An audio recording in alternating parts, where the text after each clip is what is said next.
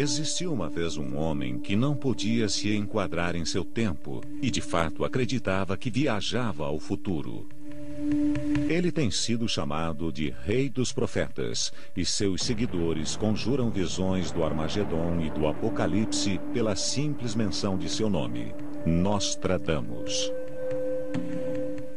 É importante para nós estudar e decifrar as profecias, porque assim fazendo, podemos mudar o futuro.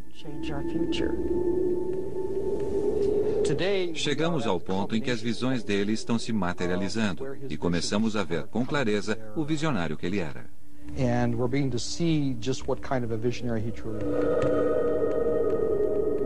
Sua obra dá provas, segundo alguns, de que Nostradamus tinha visões do futuro e via eventos de porte como a Revolução Francesa, o desastre da Challenger e a Guerra do Golfo, incluindo armas modernas séculos antes de acontecer. Muitos acreditam que suas previsões possam ter afetado a vida de todos nós. Aquele que é chamado profeta, hoje já foi chamado de vidente. Rigorosamente falando, um profeta é aquele que enxerga fatos distanciados do conhecimento natural do homem. Michel de Nostradamus. Nostradamus, profeta da destruição. Nostradamus viveu no sul da França, na cidade de Salon de Provence. As ruas de pedra ainda ecoam os passos desse homem da Renascença. Embora tenha passado por elas há mais de 4 séculos, é fácil acreditar que Nostradamus, o vidente da Provence, ainda vigia sua cidade natal. E ainda vê a rua que tem seu nome, o caminho que leva à casa onde morou e o quarto que escondia seus estudos secretos.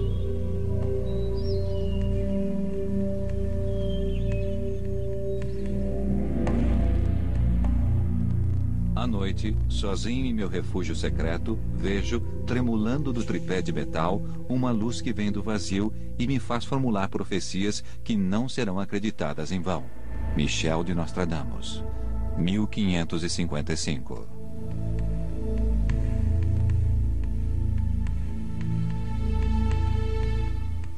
Ele utilizava um recipiente metálico sobre um tripé e enchia-o de água para prever o futuro. Era assim que fazia o oráculo de Delfos, exatamente o mesmo método. Bastava olhar para a água e ver imagens. Mas Nostradamus era meio diferente. Não só enxergava imagens, como também as ouvia. Era um enigma, mesmo na sua época, meio feiticeiro, meio cientista. Nostradamus era um visionário nascido no meio de um tempo em que a superstição e a magia conviviam com a revolução intelectual que mais tarde seria chamada de Renascença. Era um homem eclético, porque recolhia informações de várias fontes, entendia de numerologia, de cabala e se interessava por qualquer forma de adivinhação.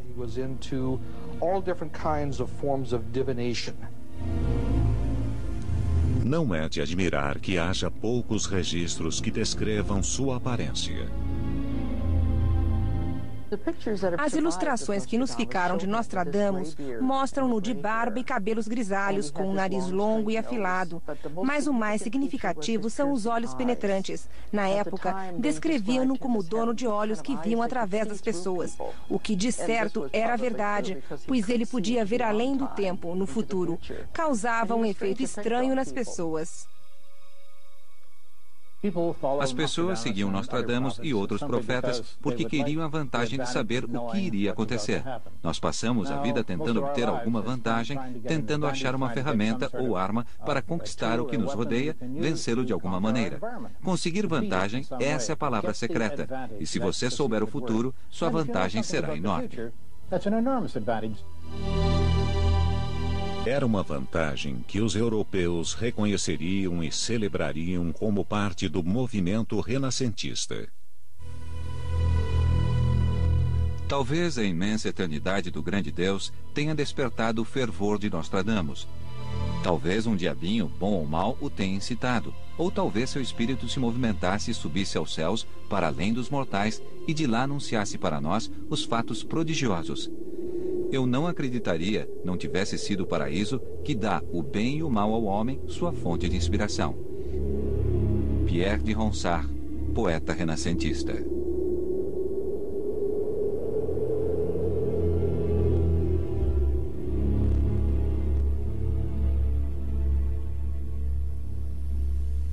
Foi a Renascença que marcou o período de transição da Idade Média para a Idade Moderna. A visão global do universo começava a mudar. E é nesse mundo que nasceu uma criança chamada Michel de Notre Dame. Michel de Notre Dame nasceu em 1503 em Saint-Rémy de Provence. Por esse tempo, a Provença não era parte da França, mas logo seria. A família de Michel era de advogados e tabeliães, gente de posses. Seu avô, Pierre de Notre Dame, havia mudado o sobrenome da família, Garçonnet, nome judeu, para Notre Dame, Nossa Senhora, que não poderia ser mais católico nem mais francês. A família mudou de nome para evitar a perseguição da Inquisição, cuja fúria varreu a Europa por mais de 300 anos. Na Provence, o Edito de 1501 foi publicado pelo rei Luís XII e ordenava que todos os judeus fossem batizados. No tempo de Nostradamus, a Inquisição estava em plena atividade. Era difícil para todos, porque se fizessem algo que não agradasse a igreja, poderiam ser condenados à morte ou ver seus bens apropriados, ou ainda acabar na prisão. Apesar da perseguição, o século XVI foi palpitante de vida, com as descobertas na medicina, matemática, filosofia e astronomia. O jovem Michel de Notre Dame se intoxicaria com esses novos estudos desde a mais tenra idade. Foi um de seus avós, Jean de Sauvigny, que descobriu um talento todo especial em Nostradamus quando criança. Tomou-o então sob sua proteção, solicitando à família que o deixasse morar em sua casa. De certo, o menino teve seu iniciamento na Cabala e nos mais místicos aspectos da tradição judia.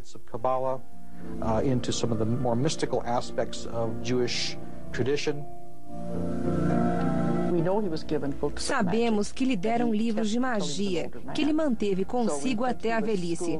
Por isso, acreditamos que ele foi iniciado em magias e encantamentos. Em complemento aos rudimentos de matemática, latim, grego e hebraico, o avô deu-lhe as primeiras noções daquilo que chamavam de ciência celeste. A tradição hebraica tem fontes ricas ligadas à astrologia, às estrelas do céu. O avô deve tê-lo ensinado a olhar para o céu e conhecer não só as estrelas como são, mas como elas podem influir no subconsciente do homem e no destino da civilização.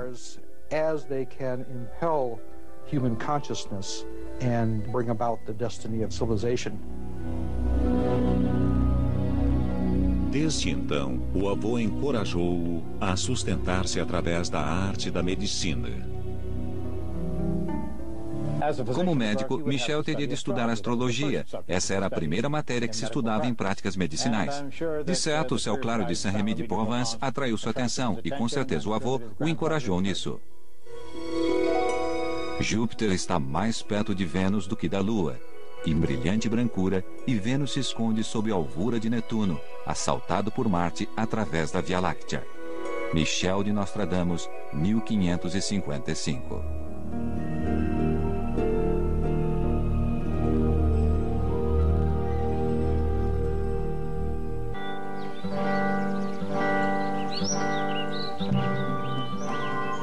O jovem Michel de Notre Dame era o mais velho de 4 irmãos e desde cedo provou que possuía um dom.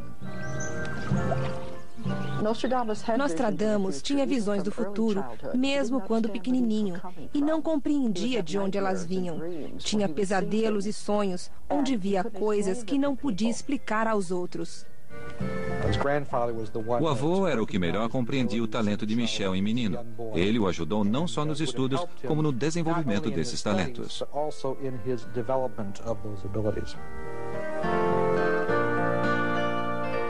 Em 1517, Michel de Notre-Dame fez 14 anos e foi enviado à velha e fortificada cidade de Avignon para adicionar ao seu currículo retórica, matemática, música e astronomia. Nostradamus tinha crenças pouco ortodoxas, porque, de acordo com a Inquisição, acreditava-se que a Terra fosse o centro do universo. O Sol e demais astros giram à volta da Terra. Ele não acreditava nisso, e suas visões confirmavam outra coisa.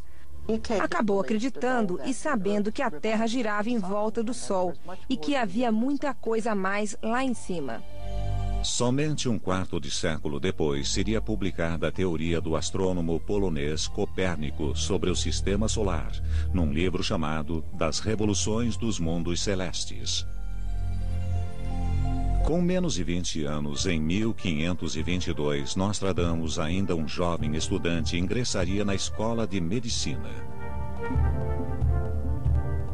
Eu, Michel de Notre-Dame, da região da Provença, na cidade de Saint-Rémy, ingresso na Universidade de Montpellier, cujas regras concordo em observar, bem como seus direitos e privilégios, tanto no presente quanto no futuro.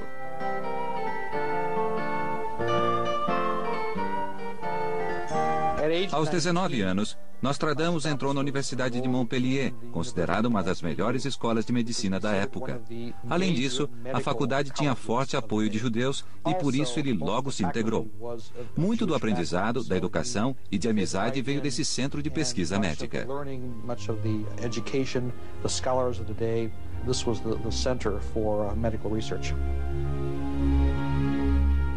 Na medicina do século XVI, a astrologia era essencial. Os médicos tinham de estudá-la, saber aplicá-la e certamente tinham de saber a data de nascimento e a cidade natal do paciente. Tudo isso era importante. O diagnóstico era feito através dos signos astrológicos e seus augúrios. Um dos aspectos de sua educação foi não só a ciência da cura, mas a metafísica da cura. Ele percebeu que não só a simples cura do corpo era importante, mas também a do espírito.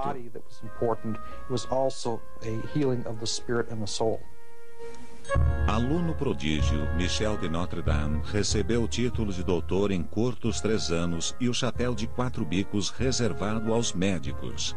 Mas ainda não era conhecido como Nostradamus.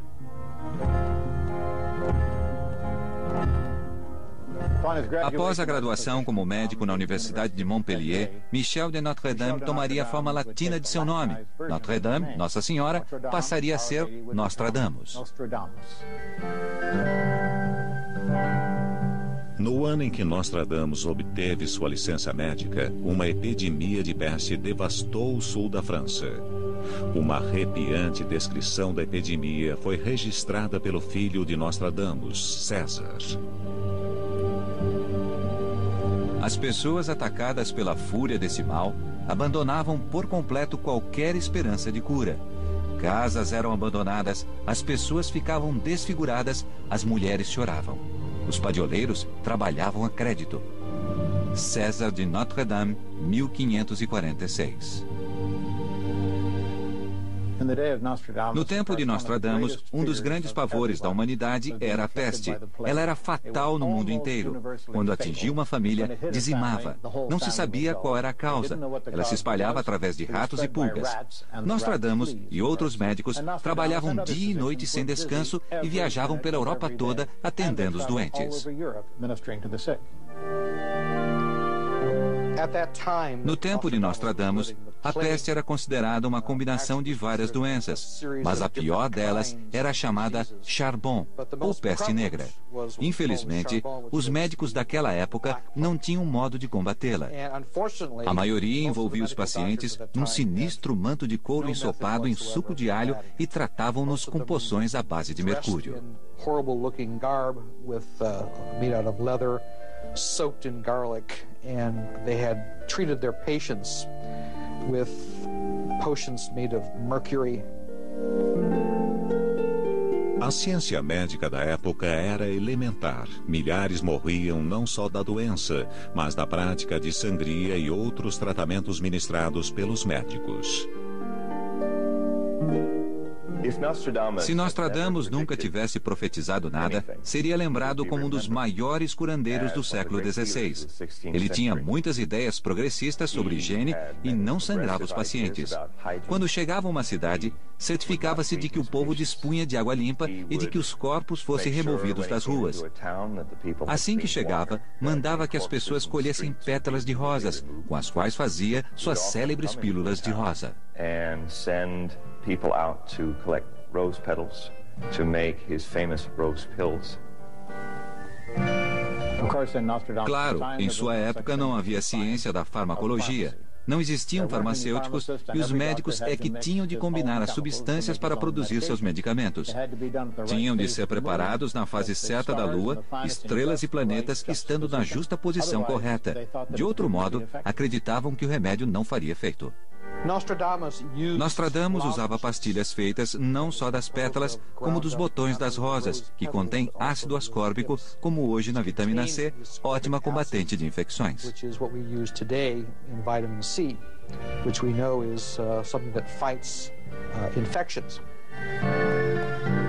Quando tinha 52 anos, Nostradamus escreveu a fórmula de suas pastilhas de rosa. De 300 a 400 rosas vermelhas, colhidas antes do alvorecer, serão pulverizadas e misturadas com pó de serragem dos mais tenros ciprestes, íris de Florença, cravos, raízes de cálamo aromático e oleandros. Nostradamus, 1555.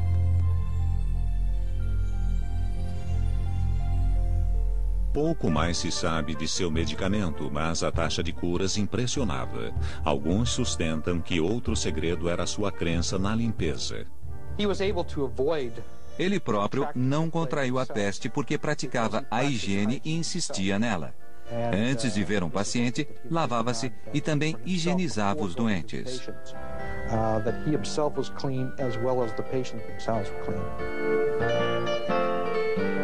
Nostradamus foi ganhando reputação à medida que viajava pela França, tratando de afligidos pela peste. Enquanto Nostradamus viajava pelo sudoeste da França, recebeu uma carta de Jules César Scaliger, cientista de renome da época, que queria se encontrar com ele e trocar ideias, basicamente, compartilhar estudos e pesquisas. Convidou Nostradamus para ir à sua casa em Agen, convite esse que foi aceito. Os dois se deram muito bem.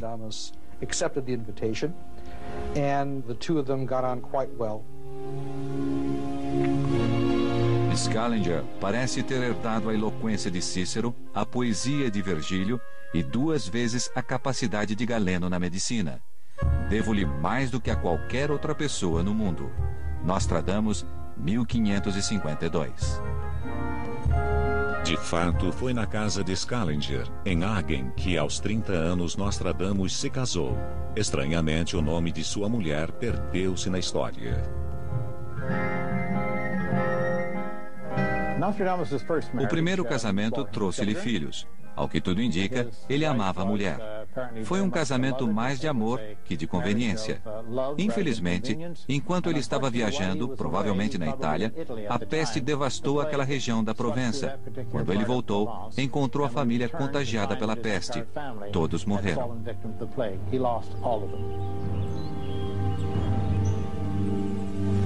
Foi uma ironia amarga o fato de o seu talento médico não ter salvo a própria família.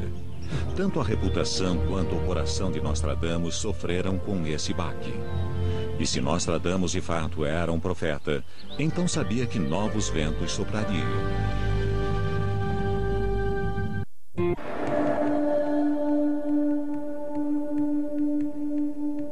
Até esse ponto da vida, Nostradamus era conhecido apenas como médico e intelectual. Mas a morte da família levada pela peste marcou uma fase de profunda introspecção e mudança pessoal. Ninguém poderia prever que, quando emergisse desse período, Nostradamus seria chamado de profeta. Em 1538, enquanto ele ainda vivia no sul da França, foi informado que a Santa Inquisição queria interrogá-lo. Prudentemente, Nostradamus preferiu evitá-la e, ainda em pleno luto pela família, partiu para uma viagem errante pela Europa e além. Para alguns, foi nessa época que sua psique despertou.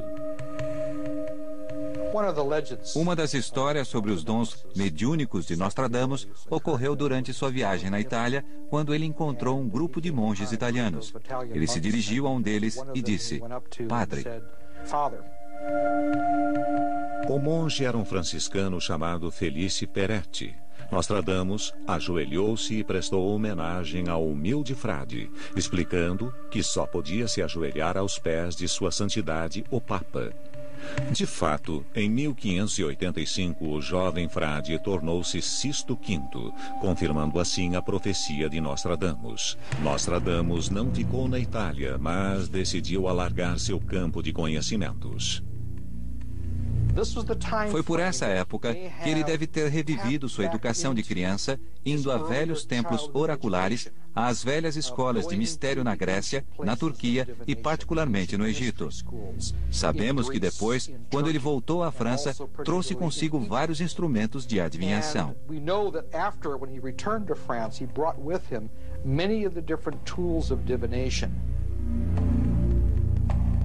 Assim que chegou ao sul da França, Nostradamus instalou-se numa casa em Salon de Provence.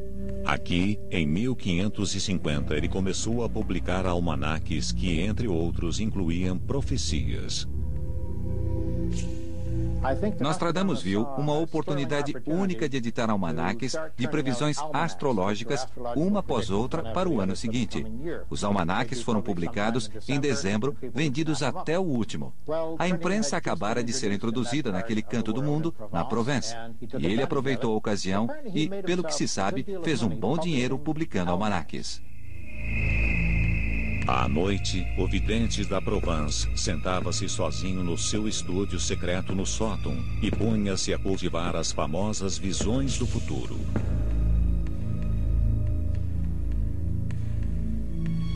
A varinha da mão está fincada no meio dos lagos do tripé. Ele asperge a fímbria de seu manto e os pés com água. Uma voz, temor. Ele treme sob as vestes, divino esplendor.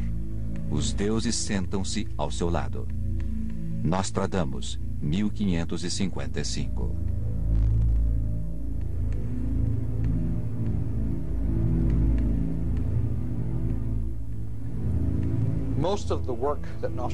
A maioria dos trabalhos de adivinho de Nostradamus foi feita à noite. Ele enchia de velas acesas o sótão, onde ficava seu laboratório, por assim dizer. Enchia de água a tigela de metal, passava a varinha sobre ela e, por meio de vibrações na superfície, erguia o véu dos tempos.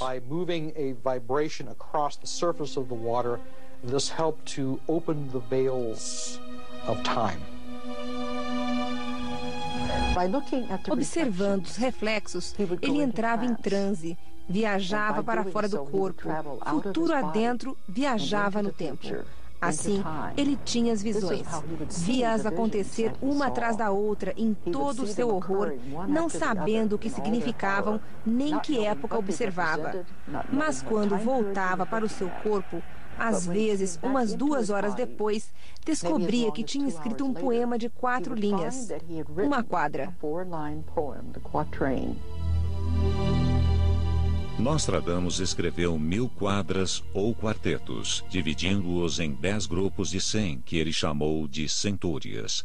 Escreveu-os em francês, mas, para se proteger dos supersticiosos caçadores de bruxas da época, disfarçou os versos com palavras em latim, grego e anagramas. A primeira edição de suas centúrias foi publicada em 1555 e até hoje continua a ser reeditada.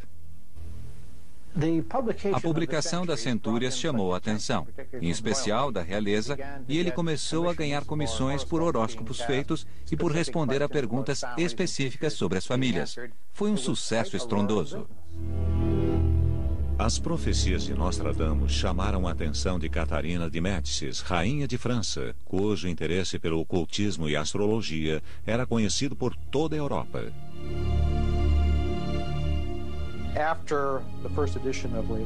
Logo após a primeira edição das Centúrias, ela imediatamente convocou Nostradamus para a corte francesa.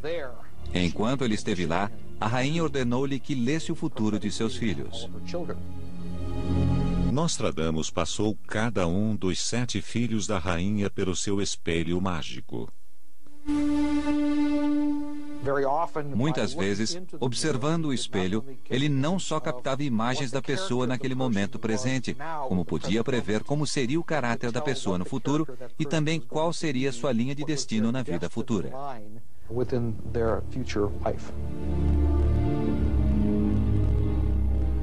Nostradamus anunciou que 4 deles morreriam, restando apenas 3. A história confirmaria sua previsão.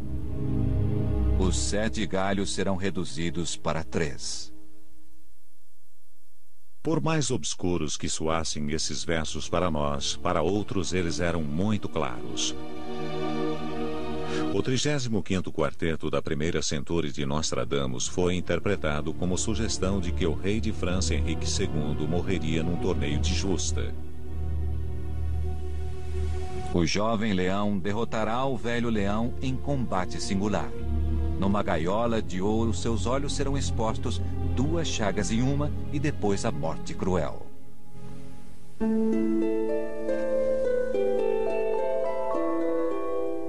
O acidente fatal ocorreu no verão de 1559, quando o rei celebrava as bodas da filha com uma justa.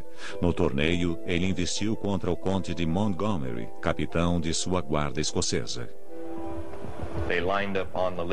Alinharam-se nas pistas. Os cavalos avançaram no galope, levantando pó e terra. A plateia ficou em silêncio. 1000 olhos observavam o embate. Ouviu-se milhares de exclamações abafadas quando todos viram a lança varar o visor dourado do elmo real. Ele caiu na terra, mortalmente ferido. A lança varara seu olho esquerdo, cegando-o instantaneamente. E enterrara-se fundo no cérebro. O rei agonizou durante 10 dias, morrendo aos poucos de infecções generalizadas. He suffered in agony for 10 days, slowly dying from infections. O jovem leão derrotará o velho leão em combate singular. Cada palavra da profecia se revelou verdadeira. O jovem leão contra o velho leão. O fato de estarem num campo de combate singular, em outras palavras, um torneio, uma justa. Numa gaiola de ouro, seus olhos serão expostos, 2 chagas em uma, e depois a morte cruel. 2 chagas em uma. O olho ficou inutilizado. O cérebro foi perfurado, 2 chagas numa só. E ele foi cegado quando a lança mergulhou através da gaiola dourada de seu elmo. Naquele tempo, acreditava-se que só bruxas e hereges podiam ver através do tempo. A clarividência era considerada heresia contra a igreja. Na noite em que o rei morreu, uma multidão se aglomerou diante da Inquisição, exigindo que Nostradamus fosse queimado. Nessa noite, ouviu-se o conde Montgomery exclamar: "Amaldiçoado seja o iluminado que previu a desgraça com tanta crueldade e precisão."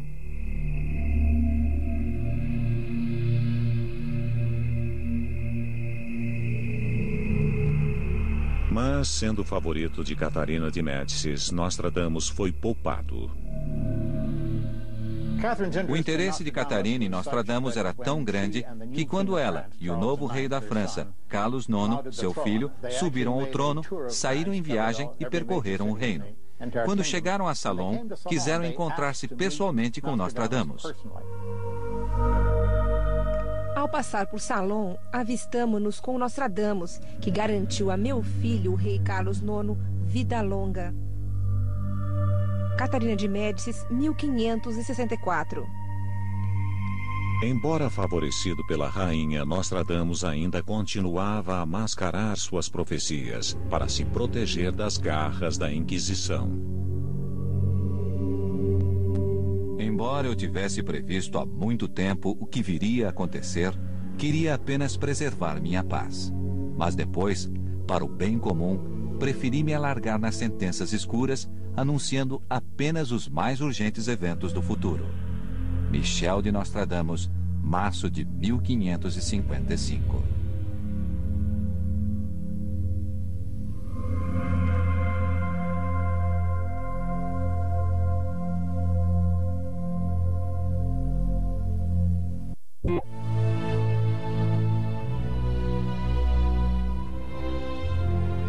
Nostradamus escreveu mais de 1000 profecias. Há estudiosos que acreditam que mais da metade se concretizou.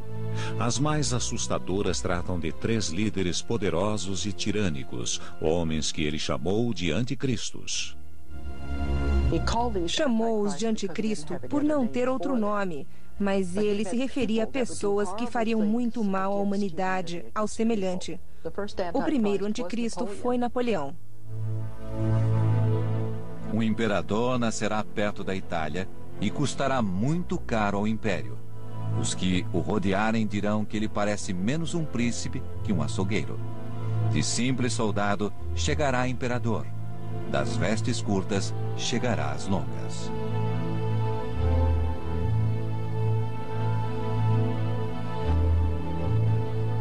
Nascido na Córcega, Napoleão de fato começou com a roupa curta de soldado e no fim usou um manto de imperador. Houve um período em que Nostradamus parece ter se interessado, em particular, a um bom número de versos em que ele até dá o nome de Napoleão e descreve sua ascensão e queda com alto grau de precisão.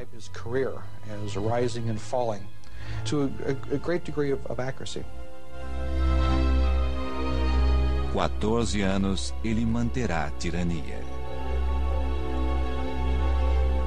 De fato, o reino de guerra e terror de Napoleão começou em novembro de 1799, tendo durado 14 anos e 5 meses. Depois disso, ele foi exilado para Elba em abril de 1814. O segundo anticristo de Nostradamus foi Adolf Hitler, embora Nostradamus tenha se referido a ele em seus quartetos como Richter. Um capitão da grande Alemanha, através de seus discursos, seduzirá grandes multidões. Grande parte dos guerreiros lutará contra Richter, mas eles subjugarão as margens do Danúbio e seguirão a cruz de ferro dobrada.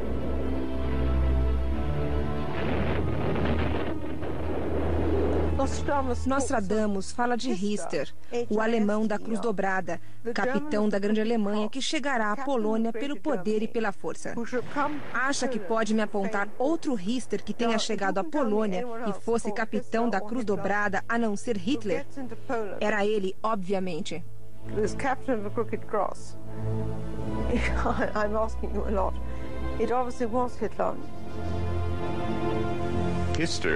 Richter, o nome misterioso que ele usa, é uma brincadeira com o antigo nome do rio Danúbio, o Rister. Em suas margens, Hitler cresceu, brincou e sonhou sonhos de conquista.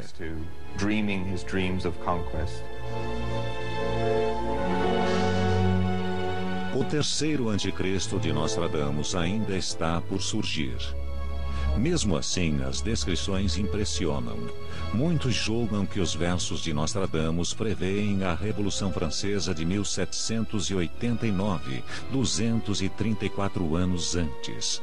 Os quartetos descrevem com sombrios detalhes a execução de Maria Antonieta e Luís XVI na guilhotina. Paris nunca se viu em semelhante caos.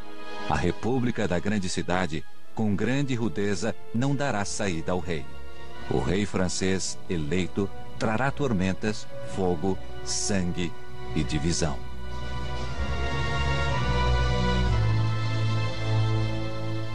Sua obra, As Centúrias, descreve não apenas eventos do futuro, mas os meios de adivinhação por ele empregados. Estendo minha mão, segurando a vara de ramos. A resposta chega até mim enquanto meu braço treme. Uma das primeiras quadras do livro Centúrias descreve-o sentado e usando o que ele chama de brácios, ou ramos, segurando-os na mão. Surge um movimento nos ramos e nas mãos. Parece que utilizava uma espécie de varinha mágica.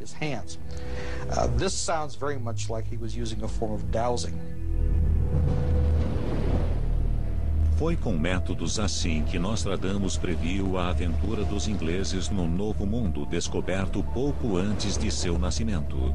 Em numerosas quadras, ele descreve os colonos da Inglaterra lutando numa guerra pela independência. O Oeste ficará livre das Ilhas Britânicas.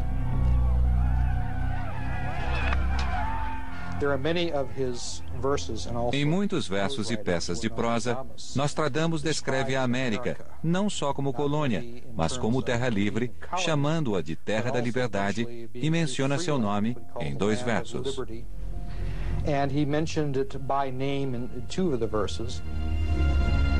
Nostradamus escreveu sobre povos cuja existência nem podia imaginar, sobre lugares que em sua época nem sequer existiam. Dallas, Texas, 22 de novembro de 1963. O antigo trabalho será executado de um telhado. O raio do mal cairá sobre o grande homem. Morto este, acusarão o inocente do feito e o culpado estará oculto na floresta misteriosa. Algumas das profecias mais significativas tratam do assassinato dos irmãos Kennedy. Uma alude ao primeiro Kennedy, John, o presidente, que foi morto por uma rajada em pleno dia e de fato os tiros que vieram de um edifício e o atingiram. The shots from the book depository building did hit him from the sky. Nostradamus escreveu esses versos num estúdio do sótão há 400 anos sobre um país que ainda não havia nascido, a 5.000 quilômetros dali. Muitos acreditam que suas visões vão mais longe ainda.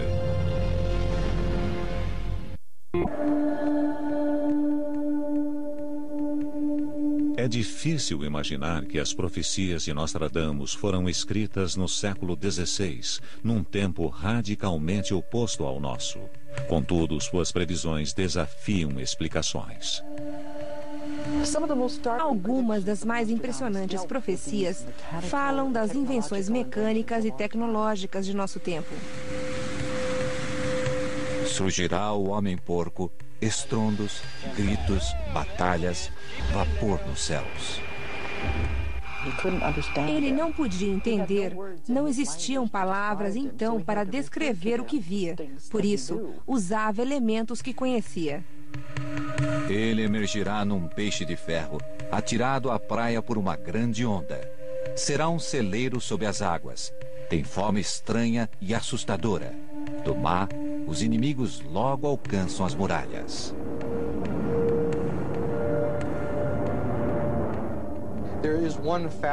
Há um verso fascinante que fala de uma pessoa descendo e pondo o pé em solo alienígena, que ele diz ser um canto da lua.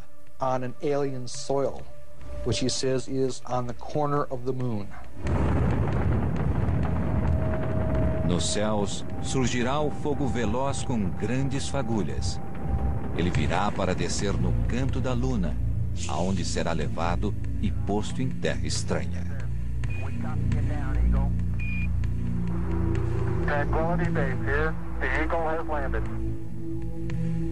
Nostradamus pode também ter previsto que toda essa exploração não obteria tanto êxito. 9 serão apartados do rebanho humano. Seu destino estará selado no momento da partida. Afastados do discernimento e do conselho. Kappa, Theta, Lambda, banidos e dispersos. Kappa, Theta e Lambda, em anagrama, criam a palavra Morton Thiakol, a companhia responsável pela construção dos propulsores dos foguetes. Como vemos, pelas tristes imagens do Challenger, os destroços estão caindo, espalhando-se no mar. Foram, de fato, dispersos.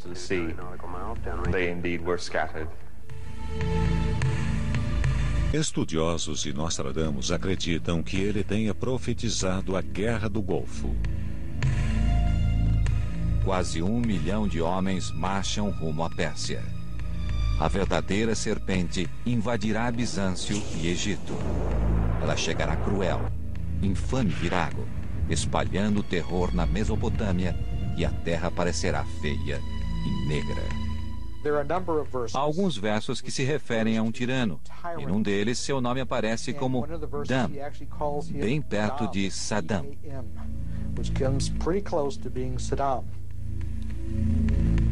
Mas as previsões de Nostradamus não terminam aqui. Nostradamus prevê a fome mundial no final do século. Essa é uma de suas palavras-chave.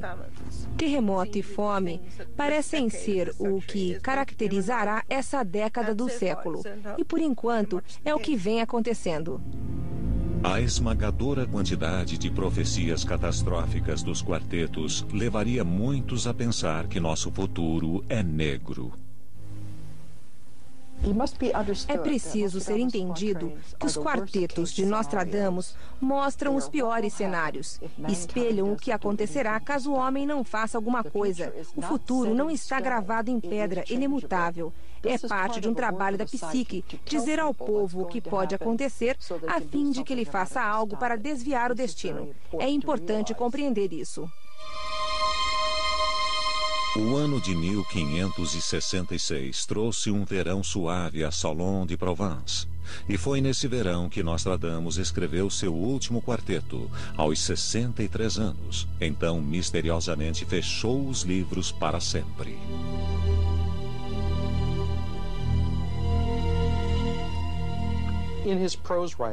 Na prosa escrita, ele conta que a certa altura apanhou muitos manuscritos antigos, de onde tirara suas fórmulas de adivinhação, e conta que os atirou ao fogo.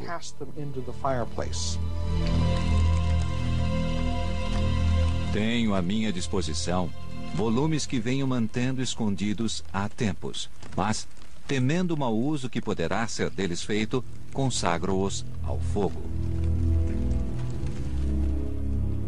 Enquanto as labaredas cresciam para engolir as páginas, houve um clarão ofuscante que não só encheu a lareira e o quarto, mas toda a casa, envolvendo-a numa aura estranha e brilhante.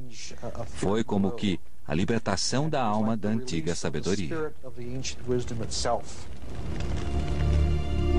Envelhecido, Nostradamus começou a enfraquecer. Seu coração falhava. Não sabia o que fazer porque a doença não podia ser tratada naquele tempo. Ele não conhecia os sintomas, exceto pela semelhança com os que alguns pacientes haviam apresentado. Obrigado a confinar-se num quarto, vivia num catre ao lado da janela, tinha de receber o alimento na boca e morreu de insuficiência cardíaca. Numa pequena capela em Salon, uma pedra marca a tumba do vidente da Provence, Nostradamus.